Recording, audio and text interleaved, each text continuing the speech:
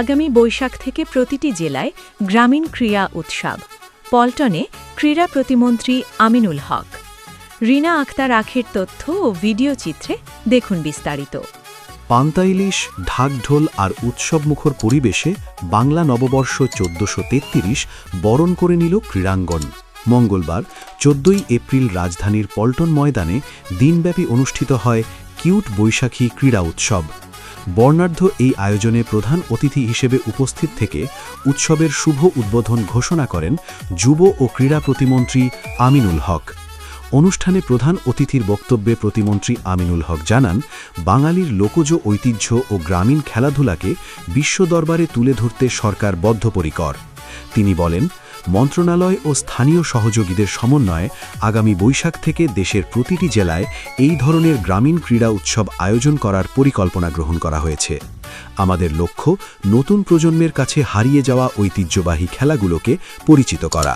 ক্রীড়া প্রতিমন্ত্রী তার বক্তব্যে নারী ক্রীড়াবিদদের উন্নয়নে সরকারের বিশেষ গুরুত্বের কথা তুলে ধরেন। তিনি উল্লেখ করেন, পুরুষদের পাশাপাশি নারীদের ক্রীড়াঙ্গনে সমভাবে এগিয়ে নিতে বিশেষ পরিকল্পনা রয়েছে। নারী ক্রীড়া সংস্থার জন্য খুব শীঘ্রই একটি বড় ধরনের সারপ্রাইজ বা বিশেষ ঘোষণা আসার ইঙ্গিত দিয়ে তিনি বলেন, নারী ক্রীড়াবিদদের নিয়ে মাননীয় প্রধানমন্ত্রীর বিশেষ কিছু পরিকল্পনা রয়েছে, যা অত্যন্ত দ্রুততার সাথে বাস্তবায়ন করা হবে। খেলাধুলাকে সামাজিক পরিবর্তনের হাতিয়ার হিসাবে উল্লেখ করে প্রতিমন্ত্রী বলেন, খেলাধুলা ও উৎসবের মাধ্যমে আমাদের তরুণ প্রজন্মের মাঝে দেশপ্রেম জাগ্রত করতে হবে। সমাজের সকল বিশৃঙ্খলা দূর করে একটি সুন্দর ও সুশৃঙ্খল পরিবেশ গড়ে তোলাই আমাদের লক্ষ্য।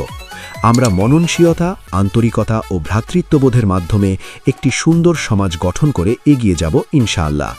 এ সময় বিশেষ অতিথি হিসেবে উপস্থিত ছিলেন যুব ও ক্রীড়া মন্ত্রণালয়ের সচিব জনাব মোহাম্মদ মাহবুব উল আলম। অনুষ্ঠানের শেষ পর্যায়ে প্রতিমন্ত্রী প্রচণ্ড দাবদাহ ও গরমের মধ্যেও ধৈর্য ধরে অপেক্ষা করার জন্য উপস্থিত দর্শক ও ক্রীড়াবিদদের আন্তরিক ধন্যবাদ ও কৃতজ্ঞতা জানান। এরপর তিনি কিউট বৈশাখী ক্রীড়া উৎসবের আনুষ্ঠানিক উদ্বোধন ঘোষণা করেন। দিনব্যাপী এই উৎসবে বিভিন্ন গ্রামীণ ও লোকজ খেলাধুলার পাশাপাশি বাংলার ঐতিহ্যবাহী সাংস্কৃতিক কর্মকাণ্ড প্রদর্শিত হয়।